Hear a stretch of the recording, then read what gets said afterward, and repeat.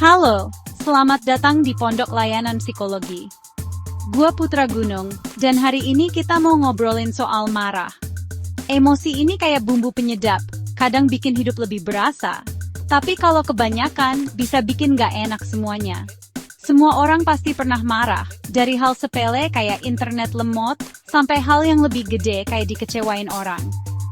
Nah, pertanyaannya bukan boleh atau enggaknya marah, tapi gimana caranya kita mengekspresikan kemarahan itu tanpa ngerugiin diri sendiri atau nyakitin orang lain. Kadang kan kita refleks aja gitu, emosi naik, langsung keluar tanduk. Padahal ada cara-cara yang lebih elegan, lebih dewasa, dan pastinya lebih sehat buat ngadepin si marah ini. Jadi di video kali ini, kita akan coba bedah bareng-bareng gimana sih cara marah yang sehat, dilihat dari kacamata psikologi. Tenang aja, pembahasannya bakal santai. Nggak usah tegang kayak mau ujian. Anggap aja kita lagi nongkrong sambil ngopi, tapi topiknya agak berbobot dikit. Udah siap? Ambil posisi paling PW lo. Mungkin sambil nyemil juga boleh. Dan yuk kita mulai petualangan memahami emosi kita sendiri ini.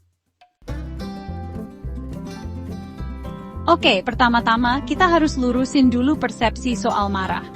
Banyak orang mikir marah itu negatif. Sesuatu yang harus dihindari, ditekan, atau bahkan dianggap dosa. Padahal kalau kita ngintip sedikit ke dunia psikologi, marah itu adalah salah satu emosi dasar manusia. Sama kayak kita bisa ngerasa seneng, sedih, takut, atau jijik. Marah itu ada di paket standar emosi kita sebagai manusia. Jadi kalau lo marah, bukan berarti lo orang jahat atau gagal ngontrol diri.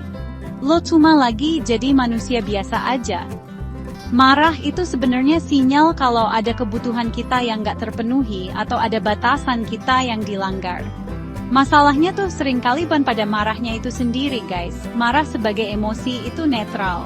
Yang jadi penentu dia di baik atau buruk, itu adalah gimana cara kita mengekspresikannya. Nah, biar kita bisa marah dengan cara yang elegan dan nggak merugikan, langkah penting berikutnya adalah jadi detektif buat emosi kita sendiri. Kita perlu peka dan sadar kapan nih si emosi marah ini mulai ngasih kode-kode mau muncul. Soalnya, seringkali kita baru sadar pas marahnya udah meledak. Udah kayak gunung berapi erupsi, semuanya udah berantakan. Padahal, kalau kita bisa deteksi dari awal, kita punya kesempatan lebih besar buat ngendaliinnya sebelum terlambat. Coba deh, mulai sekarang lebih perhatiin sinyal-sinyal dari tubuh dan pikiran lo. Biasanya ada tanda-tanda fisik yang khas.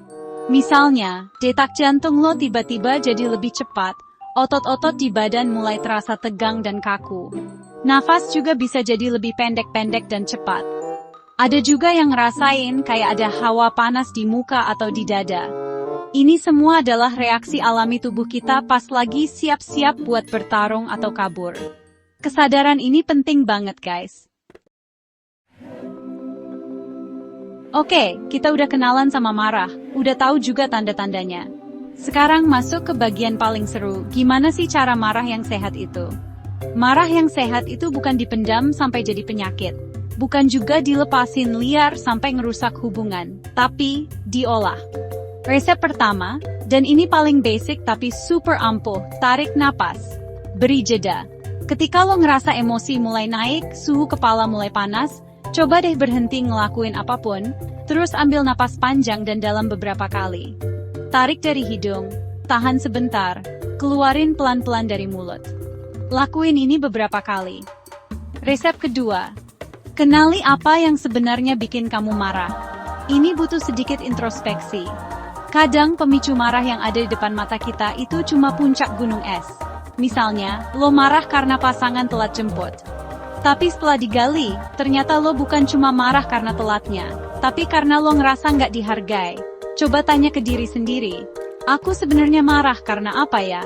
Mengenali akar masalahnya bantu kita buat ngatasin sumbernya, bukan cuma gejalanya.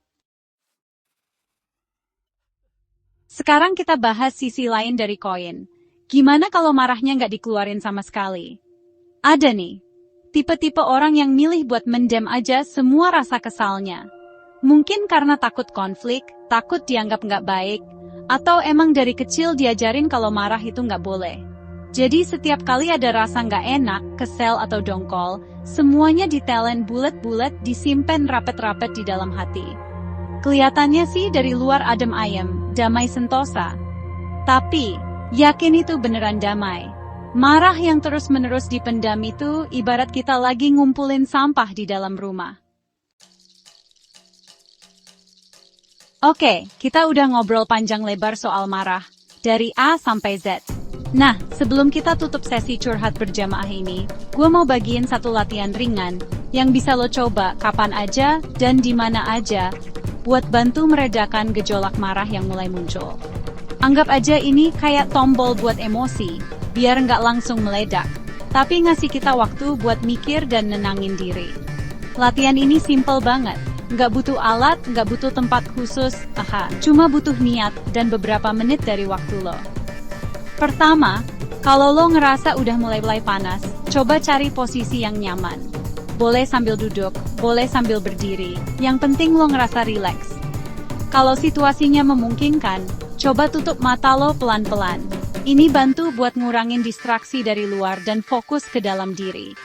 Tapi kalau lagi di tempat umum, atau situasi yang nggak memungkinkan buat tutup mata, cukup arahkan pandangan ke satu titik yang netral aja. Intinya, minimalkan gangguan visual. Kedua, setelah posisi nyan mata kalau bisa tertutup, sekarang fokus ke napas lo. Nah, itu tadi obrolan kita seputar cara marah yang sehat. Gimana guys? Semoga ada pencerahan atau minimal ide baru ya buat ngadepin emosi yang satu ini. Jadi, kesimpulan penting yang bisa kita bawa pulang hari ini adalah marah itu bukan musuh yang harus kita hindari atau kita lawan mati-matian. Marah itu adalah bagian alami dari diri kita sebagai manusia. Dia punya peran dan pesannya sendiri.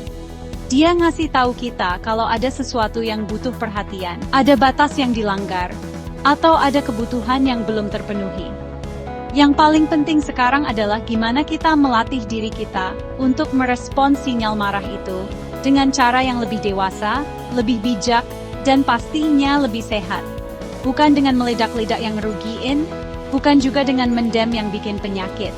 Tapi dengan mengenali, memahami, dan menyalurkannya secara konstruktif. Ini emang butuh proses, butuh latihan, dan gak ada hasil yang instan.